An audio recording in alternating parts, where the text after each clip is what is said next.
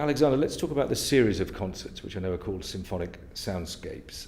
Give us a flavour of the kinds of soundscapes that you're going to be performing. So the soundscapes that we're going to be exploring are the soundscapes of Sibelius and Prokofiev.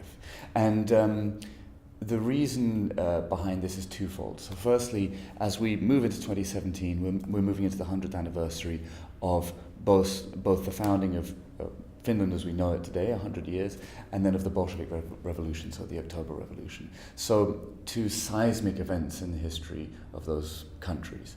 And both of these composers lived right across that seismic event.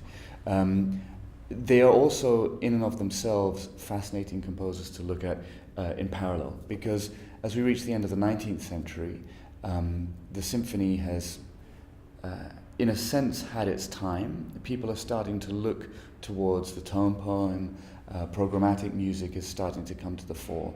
And of course there's the continuation of the symphonic tradition with Mahler, but Sibelius with his 7 symphonies takes the symphony to a very different place.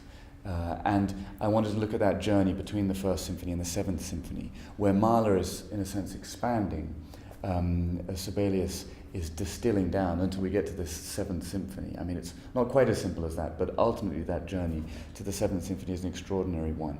And he created his own oeuvre there, a really important symphonic oeuvre that ended in the 20th century, as did Prokofiev. He picks up with his classical symphony, but he couldn't have thought of it more perfectly, the First Symphony, the classical symphony, and then he goes on his journey, also of 7 symphonies. So that's the soundscape we're looking at.